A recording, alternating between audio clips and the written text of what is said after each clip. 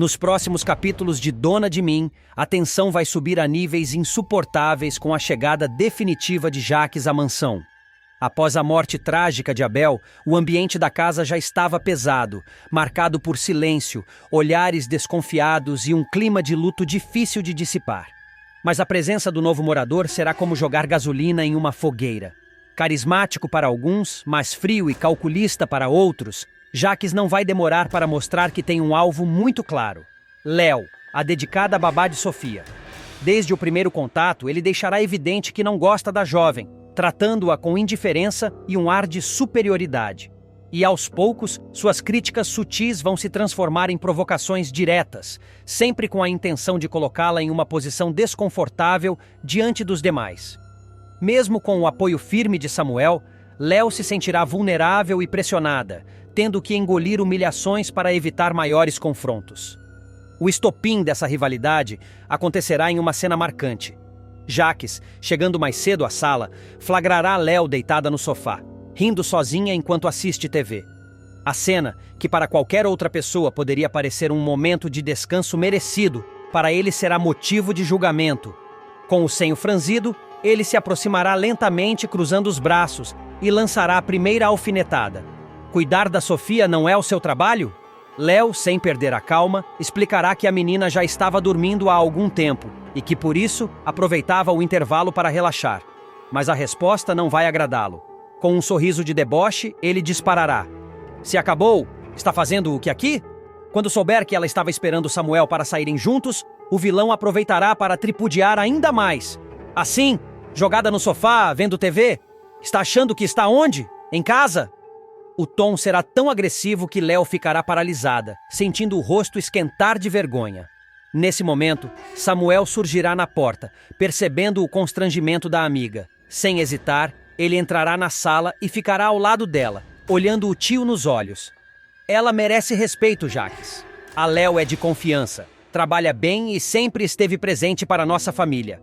Jacques, longe de se intimidar, soltará uma risada irônica e retrucará: "Desculpa, Samuel, mas eu sou da geração em que funcionário sabia qual era o seu lugar e respeitava limites." A frase, carregada de preconceito, será como um soco no estômago de Léo.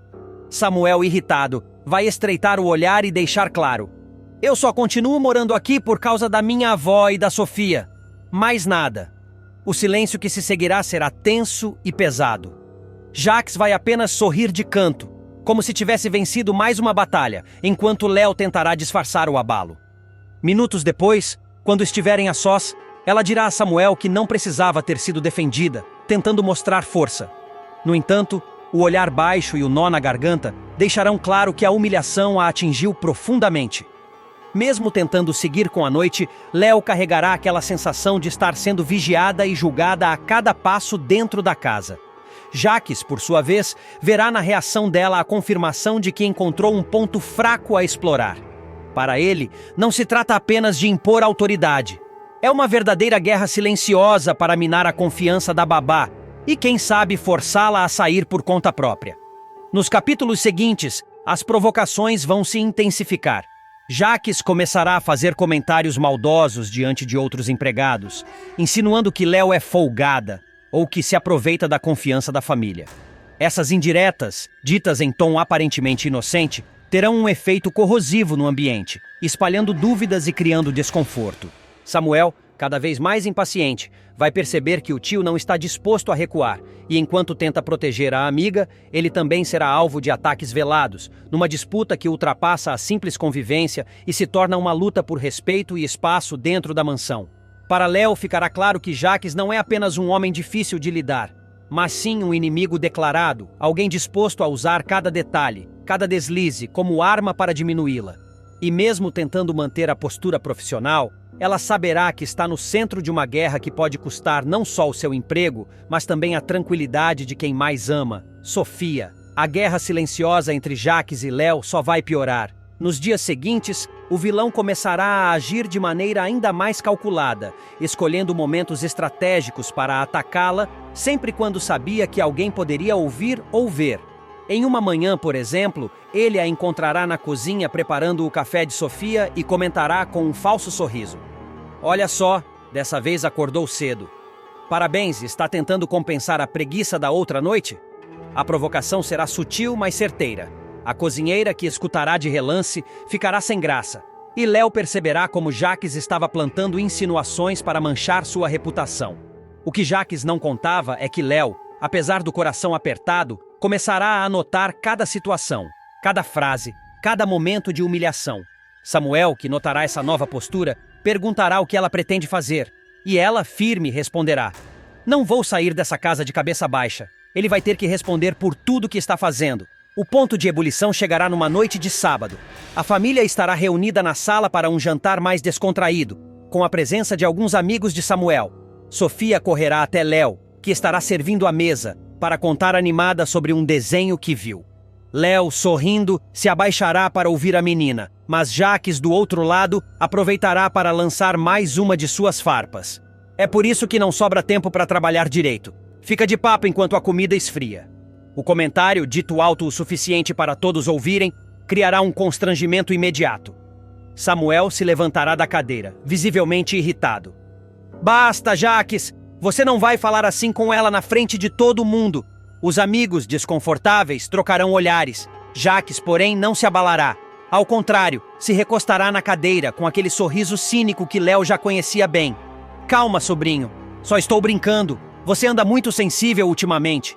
Léo, sentindo o rosto arder, tentará se recompor e continuar servindo, mas a tensão será tão forte que quase derrubará uma travessa. Sofia, percebendo o clima, abraçará a babá, o que só irritará mais Jaques, como se a cena fosse um desafio direto à sua autoridade. Depois do jantar, Léo se refugiará na cozinha, onde Samuel irá encontrá-la. Ele tentará convencê-la a reagir de forma mais dura, mas ela pedirá paciência. "Ainda não é a hora, mas eu prometo que ele não vai me quebrar." No entanto, o que ninguém saberá é que Jaques já planeja o próximo passo. Uma armadilha para acusá-la de negligência no cuidado de Sofia. Ele pretende manipular a situação para que pareça que a menina se machucou por descuido da babá, garantindo assim sua expulsão.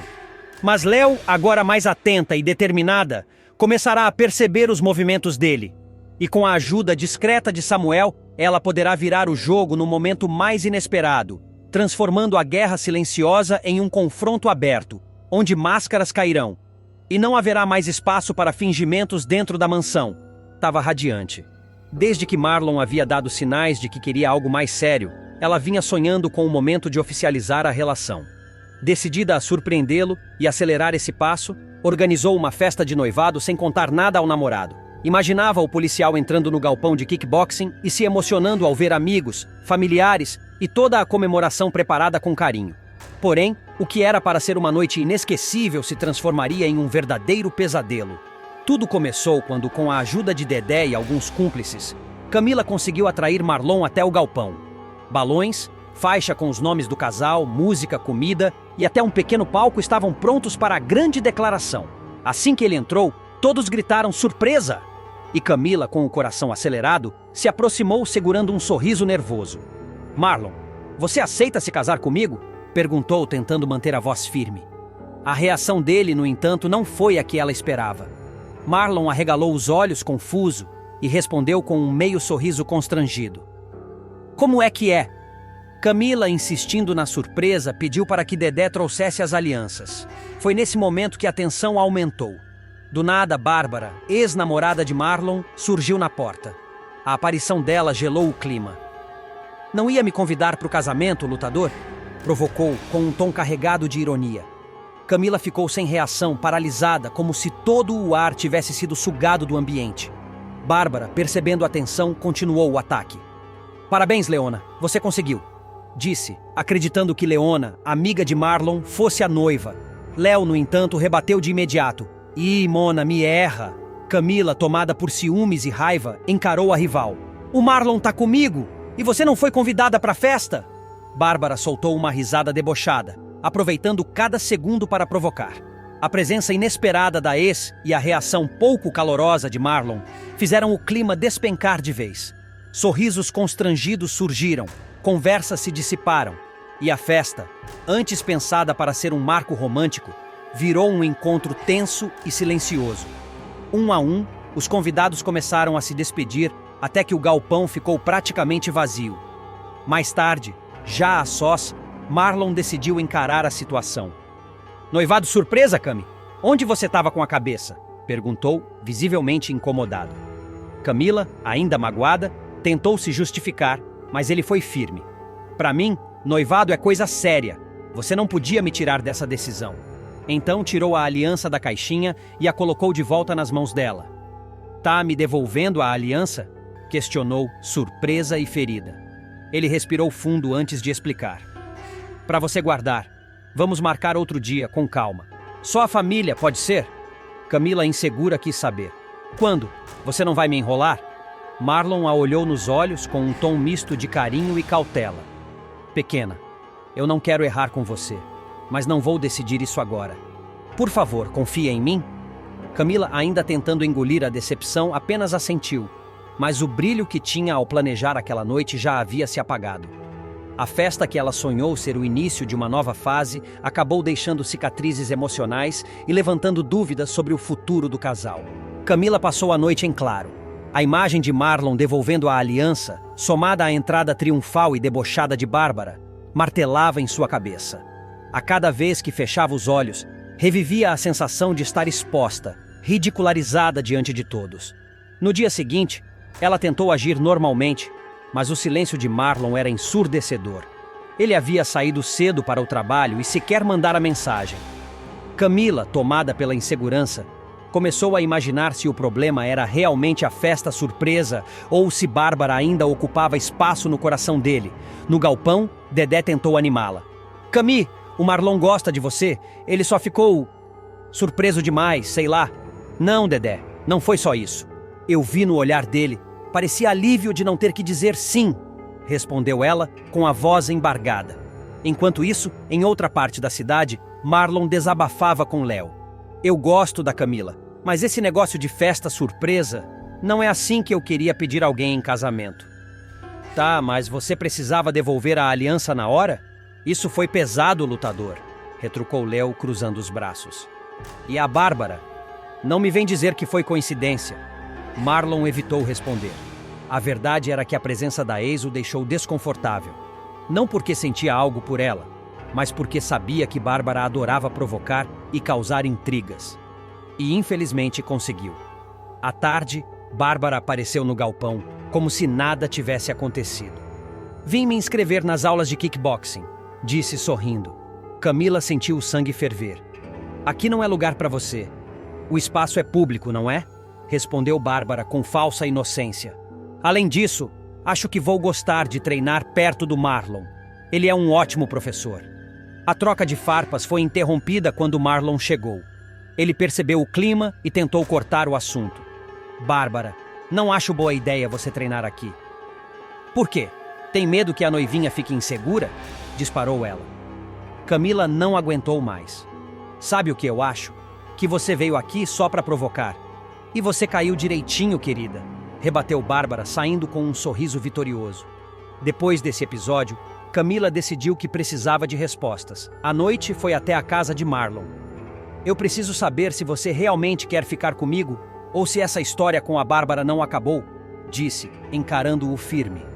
Cami, não é sobre a Bárbara, é sobre nós. Quero fazer as coisas no tempo certo. E qual é esse tempo? Porque para mim parece que você está ganhando tempo para não se comprometer. O silêncio dele foi a pior resposta. Camila pegou a aliança que ainda guardava na bolsa e colocou sobre a mesa. Quando você souber o que quer, me procura, mas não me deixa esperando sem saber onde piso. Ela saiu antes que ele pudesse responder, deixando Marlon parado, com a sensação de que talvez tivesse acabado de perder algo importante. Tânia e Jaques, já frágil e marcado por desconfianças, vai atingir um novo patamar de tensão e perigo. A convivência, que antes apenas os desgastava com discussões e olhares atravessados, agora será palco de provocações calculadas e insinuações perturbadoras. Tânia, emocionalmente abalada e sufocada por um casamento repleto de segredos, decidirá testar os limites do marido de forma arriscada, insinuando que colocou veneno em sua comida. A brincadeira perigosa deixará Jaques em estado de alerta, sem saber se a ameaça é real ou apenas mais um jogo psicológico. A cena começa em um ambiente carregado de tensão. Jaques está no telefone com Nina. falando sobre o estado de saúde de Filipa, que segue em recuperação. A voz dele é suave, carregada de falsa preocupação, garantindo que a amiga está reagindo bem ao tratamento. No entanto, a falsidade se revela quando ele, sem qualquer pudor, mente ao dizer que Tânia enviou lembranças para a rival. É nesse momento que Tânia entra no cômodo, carregando 2 travessas fumegantes. Ela caminha lentamente até a mesa, posiciona os pratos com precisão e permanece em pé, observando cada gesto do marido como quem espera por uma reação calculada. O clima já é pesado, mas Tânia parece determinada a torná-lo insuportável. Enquanto se senta, ela começa a falar sobre a relação deles, escolhendo palavras que mesclam ameaça e sedução. Lembra a Jaques que o casamento só funciona porque ambos têm uma parceria sólida, termo que ela pronuncia com ironia, e em seguida lança um aviso cortante. Jamais perdoaria uma traição. O olhar dela permanece fixo no dele, como se tentasse atravessar qualquer máscara que ele possa usar. Sem dar espaço para a resposta, Tânia deixa cair sua insinuação venenosa. Coloquei um temperinho especial no seu prato. Espero que dê tempo de apreciar. O tom é doce, mas o sorriso cínico que acompanha a frase carrega algo mais sombrio, quase ameaçador. Jaques, acostumado a lidar com adversários perigosos, percebe imediatamente que aquela não é uma simples provocação. O garfo para no ar, a comida prestes a ser levada à boca. Ele a encara por alguns segundos, avaliando se a ameaça é séria. A incerteza é o bastante para fazê-lo agir instintivamente. Com um movimento rápido, troca os pratos de lugar, deixando claro que não confia na esposa nem por um segundo. Tânia, ao invés de se ofender, apenas solta uma risada seca e debochada. Sabia que você ia fazer isso. Comenta, como se a troca já fizesse parte do jogo que ela mesma criou. A provocação continua. Sem desviar o olhar, ela leva o garfo à boca e prova a comida, mastigando lentamente, quase como uma performance para provocar mais desconforto. Jaques a observa em silêncio, tentando decifrar se ela realmente seria capaz de algo tão extremo.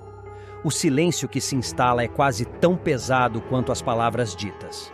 Tânia, satisfeita com a tensão que provocou, muda de assunto como se nada tivesse acontecido, mas o ambiente permanece carregado. Jaques, por sua vez, mantém a postura fria, mas o olhar revela que ele está em constante avaliação e que, naquele momento, talvez tenha percebido que sua esposa é mais imprevisível do que imaginava.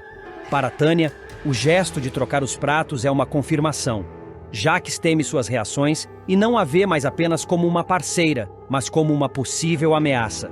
Para ele, a insinuação é um lembrete de que o casamento deixou de ser um refúgio seguro há muito tempo e se transformou em um campo minado, onde qualquer passo em falso pode ser fatal.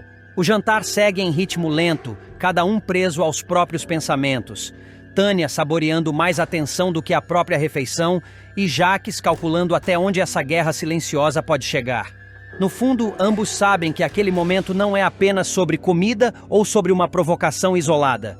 É sobre poder, controle e sobre quem será capaz de manter a vantagem no jogo perigoso que se instalou entre eles. Quando a refeição termina, Jaques recolhe os pratos em silêncio, enquanto Tânia permanece sentada, observando-o com um leve sorriso no rosto. Ele percebe que, naquele casamento, a batalha já não é mais de palavras ou atitudes isoladas, mas de resistência psicológica. E, embora tente manter o controle, começa a entender que Tânia é capaz de manobras muito mais ousadas do que imaginava. A partir dessa noite, cada refeição, cada olhar e cada silêncio entre os dois carregará um novo peso. O veneno, real ou imaginário, já não está apenas na comida, mas infiltrado no relacionamento, pronto para corroer lentamente a confiança e transformar cada encontro em um duelo silencioso. Depois daquele jantar tenso, Jaques ficou sozinho no escritório, o ambiente silencioso quebrado apenas pelo som ritmado do relógio na parede. Ele ainda sentia o gosto amargo da provocação de Tânia, e a dúvida sobre o temperinho especial rondava sua mente sem permitir que ele relaxasse. A suspeita se misturava com uma crescente paranoia. E se aquela brincadeira obscura tivesse um fundo de verdade? E se de fato houvesse algum veneno ali? Apesar de sua natureza controladora, Jaques sabia que não podia ignorar o medo que o corroía por dentro. Ele passou a examinar cada detalhe do jantar, Cada gesto de Tânia, cada palavra dita com aquele sorriso enigmático. Tudo parecia calculado para desestabilizá-lo. Para um homem acostumado a comandar, a ideia de perder o controle da situação era quase insuportável. Nos dias seguintes, a convivência entre os dois se tornou ainda mais tensa. Cada olhar carregava suspeita. Cada palavra soava como uma ameaça velada. Jacques começou a monitorar o que comia com mais atenção, rejeitando ofertas da esposa com um desdém frio e se afastando dela quando podia. Tânia, por sua vez, parecia se alimentar daquele poder que tinha sobre ele, seu sorriso cínico ganhando contornos mais sombrios a cada encontro. Mas por trás da fachada de provocação, Tânia também carregava suas próprias feridas. O casamento fracassado, as traições veladas, o medo de ser deixada para trás, tudo isso a empurrava para um jogo perigoso, onde o veneno que ela mencionava não era apenas o da comida, mas o das mágoas acumuladas e da desconfiança que consumia ambos. Enquanto a tensão aumentava, um silêncio inquietante tomou conta da casa. Jacques e Tânia, cada um com seus segredos e medos, navegavam por águas turbulentas, onde a próxima jogada poderia ser decisiva para o futuro daquele relacionamento dilacerado. Contra Jacques, ganharia um combustível inesperado. Samuel, que já vinha investigando os podres do tio com paciência e discrição, estava prestes a conquistar uma aliada que mudaria o rumo de sua luta. Tânia, movida por uma mistura de mágoa, orgulho ferido e sede de vingança, ela finalmente enxergaria em Samuel alguém capaz de derrubar o homem que tanto a enganara.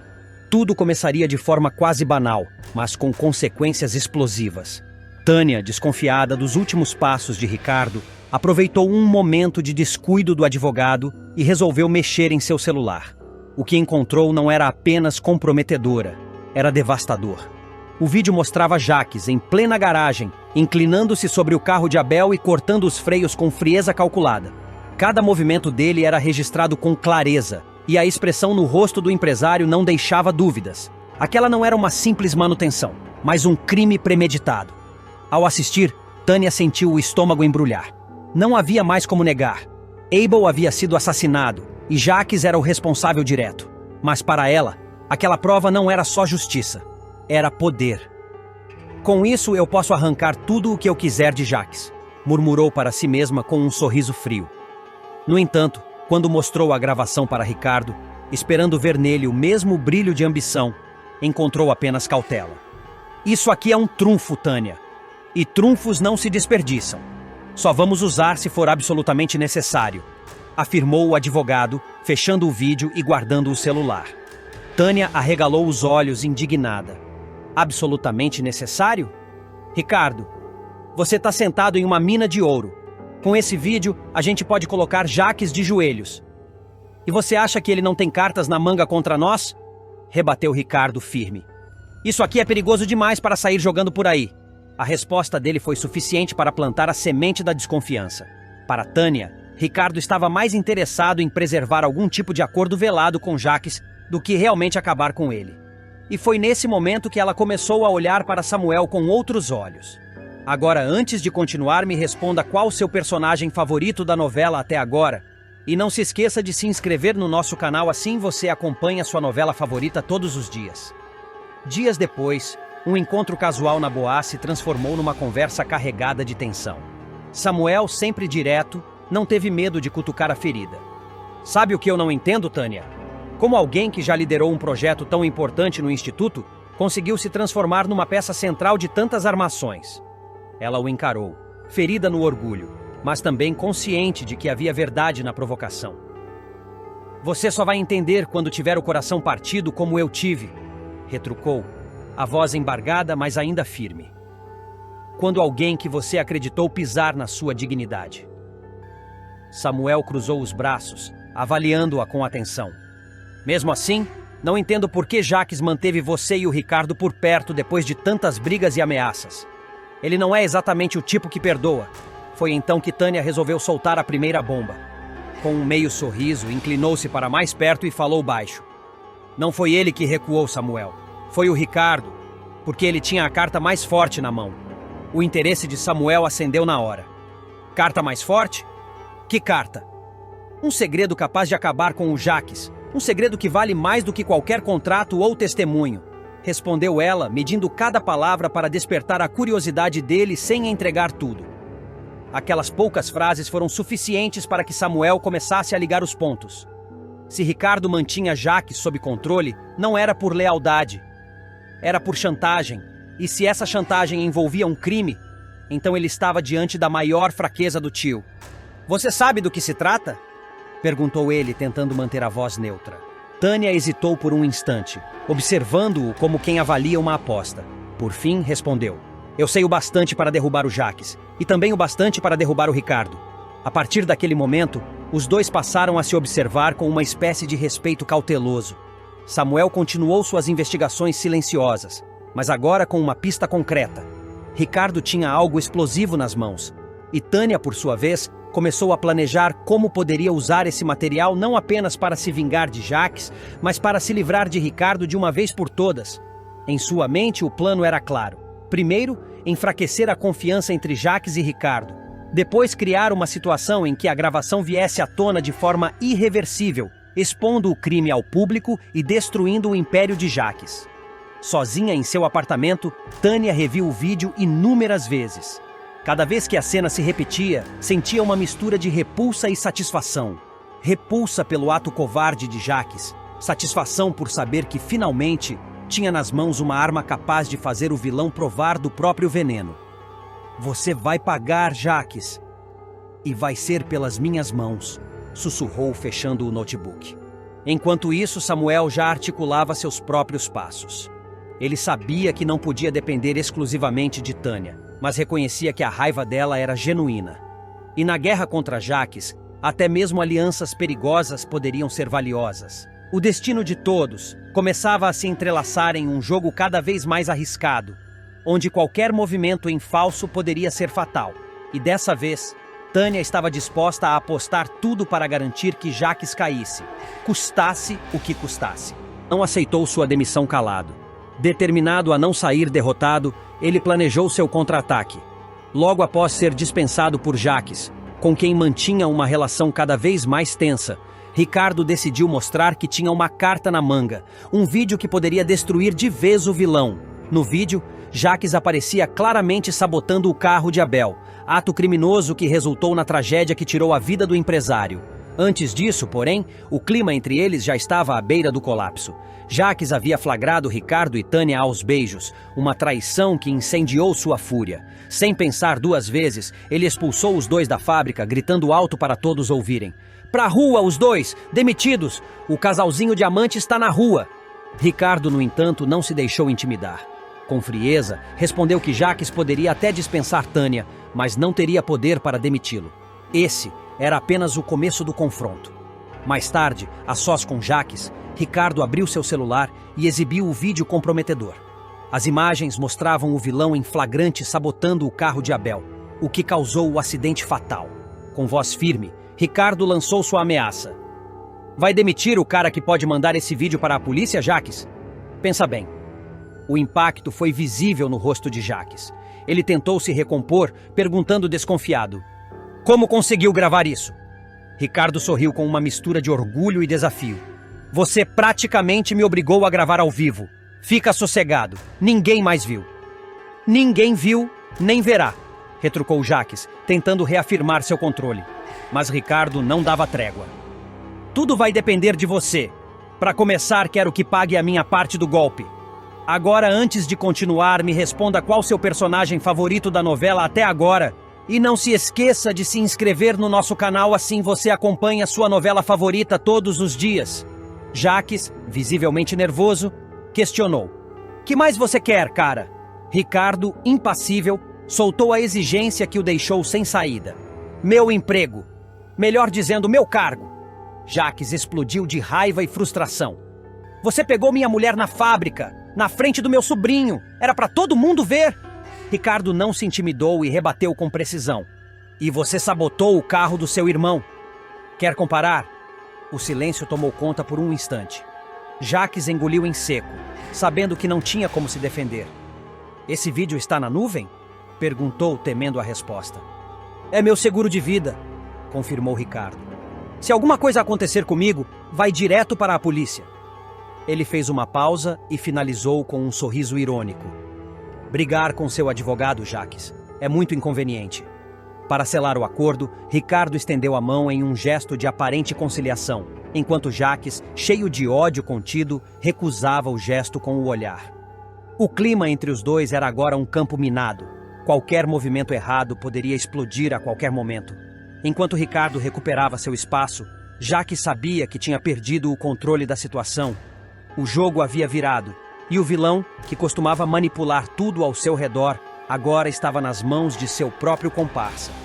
E adivinha se não fazia questão de deixar claro que essa nova relação seria muito mais perigosa do que qualquer rivalidade anterior.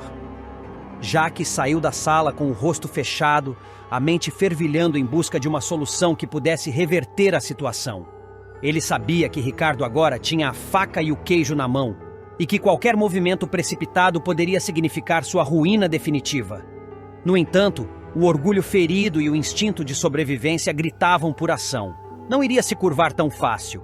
Enquanto isso, Ricardo voltou para seu apartamento sentindo-se vitorioso, mas também consciente do risco que carregava. Ele sabia que aquele vídeo era sua garantia de segurança, mas também uma bomba relógio que poderia explodir a qualquer momento. Precisava se mover com cautela, mas sem perder a iniciativa. Naquela noite, em um jantar reservado com alguns aliados de confiança, Ricardo começou a traçar um plano mais amplo.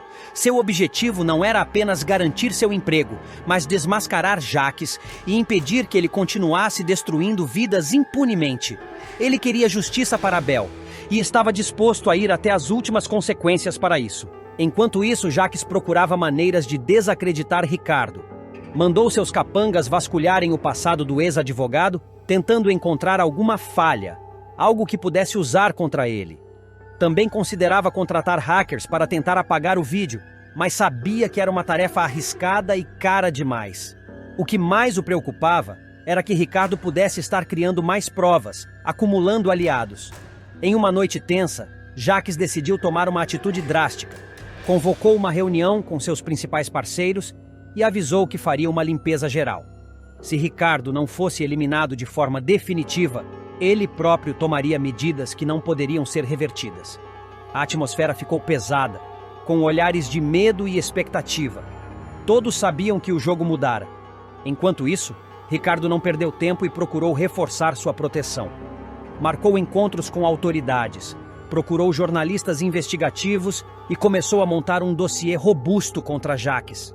Sabia que precisava de provas irrefutáveis para garantir que, se algo acontecesse com ele, o vilão não escaparia impune. Em meio a essa guerra silenciosa, Ricardo recebeu uma visita inesperada. Tânia apareceu em sua porta desesperada. Ela queria conversar, se desculpar e principalmente fugir da sombra de Jacques. Contou que estava cansada das ameaças e dos jogos sujos e que queria ajudar Ricardo a derrubar Jacques de vez. Com relutância, Ricardo aceitou a ajuda dela, sabendo que precisava de aliados próximos. Juntos, começaram a planejar como coletar mais evidências sem serem descobertos, usando contatos na fábrica e vigilância discreta. A cada passo, a tensão aumentava. Jacques, por sua vez, sentia o cerco se fechar. A pressão e o medo do inevitável começaram a afetar sua saúde e seu controle sobre os negócios. Ele sabia que uma queda não seria só financeira, mas uma ruína completa, pessoal e social. No entanto, o orgulho e a sede de poder falavam mais alto. Ele preparava sua próxima jogada. Uma cartada que, acreditava, poderia virar o jogo a seu favor. Mas, para isso, precisaria ser ainda mais cruel e astuto do que jamais fora. A guerra estava só começando, e nenhum dos dois lados estava disposto a recuar. Ricardo agora não era mais apenas um advogado traído. Era o alvo de uma batalha que decidiria o futuro de muitos, e a justiça que Abel nunca teve. Verá mais uma reviravolta envolvendo Rosa e Jacques. A idosa, interpretada por Sueli Franco, tomará uma decisão impactante. Passará o controle da Boaz, tradicional empresa da família, para Jacques, seu ambicioso e inescrupuloso neto. No entanto, o que parecia ser uma vitória para o vilão logo se transforma em frustração. Rosa não cederá completamente e imporá condições que deixam Jacques furioso. Tudo começa quando Rosa descobre algo perturbador. Uma câmera escondida em seu próprio quarto. A ricaça, desconfiada, decide vasculhar o ambiente e, para seu espanto, encontra o equipamento instalado em um local discreto, claramente posicionado para espioná-la. Chocada, ela percebe que a atitude não foi aleatória. Convencida de que Jacques a está vigiando com o objetivo de encontrar qualquer sinal de instabilidade mental, Rosa entende o plano. O neto quer interditá-la judicialmente para assumir, sem resistência, o controle total da Boaz. Rosa confronta Jacques no próprio quarto. Sozinhos, ela é direta. Você deixou uma câmera me vigiando. Ninguém me contou. Eu mesma vi. Tentando disfarçar o choque e mantendo a pose, Jacques tenta inverter a situação.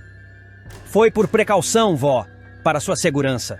Mas Rosa não se deixa enganar. Tenha dó, meu filho. Você está louco para me tirar da fábrica, isso sim. Qualquer tropeço meu e você me interdita. A tensão sobe ainda mais quando Rosa expõe tudo o que sabe, mostrando que está um passo à frente. E Jacques, encurralado, tenta se defender. É isso que a senhora pensa de mim? Mas a empresária é firme. Você passou a vida inteira de olho na presidência da Boaz. Agora que ela está nas suas mãos, ainda não está satisfeito? O que mais você quer? Jacques então deixa cair a máscara e revela suas verdadeiras intenções. Ele não quer apenas um cargo simbólico. Deseja liberdade total para tomar decisões sem precisar prestar contas a ninguém. Não quero ser presidente de fachada. Me dá uma prova real da sua confiança. Quero liberdade para agir. Mesmo decepcionada com a atitude do neto, Rosa ainda tenta manter um último fio de dignidade na relação. Com frieza, ela apresenta suas condições para ceder o comando da Boaz. Sem demissões em massa, sem terceirizar a produção. Essas são minhas únicas exigências. Com isso respeitado, você terá liberdade. A resposta de Jacques é carregada de desprezo. Liberdade condicional? Isso não é liberdade, vó. Isso é manipulação. Você quer continuar mandando mesmo depois de sair. Rosa então encerra a conversa com firmeza, colocando um ponto final na discussão. É isso ou nada. E fique sabendo que a câmera já foi retirada do meu quarto. Essa sua obsessão em provar que eu estou incapacitada só mostra quem realmente está desequilibrado aqui. Sem conseguir dobrar a avó, Jacques sai do quarto tentando conter a frustração. Antes de ir, dispara. Vou provar que posso fazer a Boaz crescer mais do que ela jamais cresceu. Você vai se arrepender de não ter confiado totalmente em mim. Mas os problemas de Jacques não param por aí. Nos bastidores da empresa, ele começa a perder aliados. Tânia, que até então era cúmplice e confidente do vilão, decide tomar outro rumo. Incomodada com o plano cruel de interditar a própria avó, ela procura Samuel e conta tudo. O Jacques está tentando tirar a Dona Rosa do caminho para assumir tudo sozinho. Ele quer o controle total da Boaz. A revelação de Tânia pode virar o jogo mais uma vez, colocando Jacques na mira de todos os que ainda têm lealdade à Rosa e à história da empresa. Em meio a essa guerra familiar, Dona de Mim aprofunda temas como ambição, poder e ética. Rosa, mesmo fragilizada emocionalmente, mostra que não perdeu a lucidez e está disposta a lutar até o fim pelo legado que construiu. Jacques, por outro lado, escancara sua sede de poder, mostrando que não medirá esforços, nem respeitará laços de sangue, para conquistar o que deseja. O embate entre avó e neto promete marcar uma nova fase da trama, e o público verá que, na Boaz, o poder tem um preço, e às vezes ele cobra em família. Jacques se vê encurralado após traição de Tânia e reação de Samuel. Você passou dos limites. A revelação de Tânia muda completamente o rumo da história. Ao contar para Samuel que Jacques tentou interditar Rosa para tomar o controle absoluto da Boaz, ela inicia uma reviravolta que abala toda a estrutura da empresa e da família. Samuel, que sempre teve admiração por Jacques, mesmo desconfiando de sua ambição, fica indignado ao saber até onde o vilão foi capaz de chegar. Você tentou tirar a própria avó do caminho, Jacques? Isso é desumano, acusa Samuel num confronto explosivo dentro da sede da Boaz. Jacques tenta negar, como de costume, tentando manipular a narrativa ao seu favor. Estão distorcendo tudo. Eu só quis proteger a empresa. A avó Rosa não tem mais condições de liderar. Mas desta vez, suas palavras não convencem. Samuel se mantém firme. Proteger a empresa não é envenenar a confiança de quem te criou. Você passou dos limites. A tensão se espalha pelos corredores da Boaz. A diretoria começa a questionar a liderança de Jacques. Os funcionários, muitos deles antigos, leais a Rosa, Ficam divididos entre manter o emprego e defender o legado da fundadora. A fábrica, que sempre funcionou como uma grande família, agora se vê envolta em um clima de desconfiança e medo. Tânia, por sua vez, sofre as consequências de sua virada. Jacques a confronta, furioso por ela ter entregado seu plano. Você me apunhalou pelas costas, Tânia, depois de tudo que fiz por você. Mas ela não recua.